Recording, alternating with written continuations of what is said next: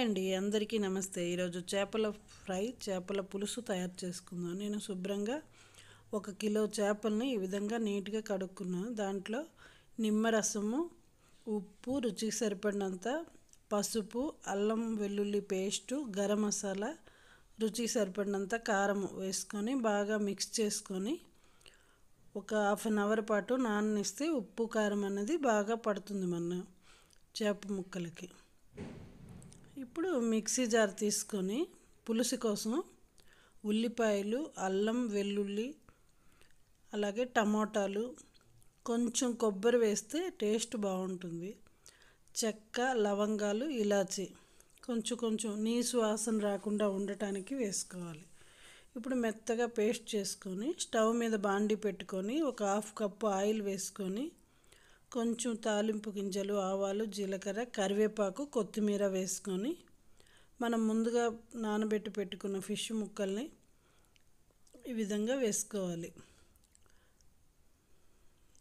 వేసుకొని ఒక్కసారి టర్న్ చేసుకొని ఇప్పుడు మనం ముందుగా చేసుకున్న పేస్ట్ వేసేసి ఎక్కువగా ఇది కలపకుండా గరిటెతో కలుపుతూ ఉంటే ముక్కలు చిదిరిపోతాయి, చేప ముక్కలు. ఒక్కసారి టర్న్ చేసుకొని చింతపండు పులుసు వేసుకోవాలి. అది అలా పక్కన అవుతూ ఉంటుంది. ఇప్పుడు ఫ్రై చేసుకుందాం. సాలో ఫ్రై చేస్తున్నా. పెనాన్ని పెట్టుకొని ఆయిల్ వేసుకొని కొంచెం రైస్ ఫ్లోర్ వేయాలి.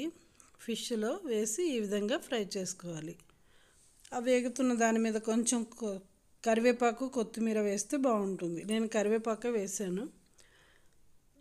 సిమ్లో వేయించుకోవాలి.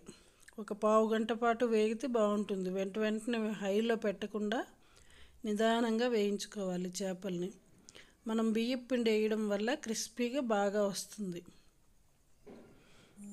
మధ్యలో కొంచెంగా ఆయిల్ని వేస్తూ ఉండాలి. చూడండి, ఈ విధంగా ఫ్రై అయిపోయాయి. ఒక పావు గంట పాటు వేగాలి. పావు గంట 20 నిమిషాలు. ఇప్పుడు కొత్తిమీర కొంచెం వేసుకోవాలి. పక్కన మన పులుసు కూడా రెడీ అయ్యింది.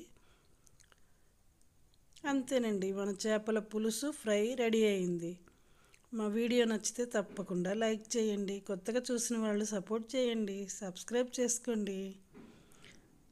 చేపల పులుసు చాలా బాగుంటుంది, సూపర్గా ఉంటుంది. ఈరోజు మా సండే స్పెషల్ రెడీ అయ్యింది. మా వీడియో నచ్చితే తప్పకుండా సపోర్ట్ చేయండి. మా ఛానల్ని లైక్ చేయండి, సబ్స్క్రైబ్ చేయండి. Thank you for watching. Bye.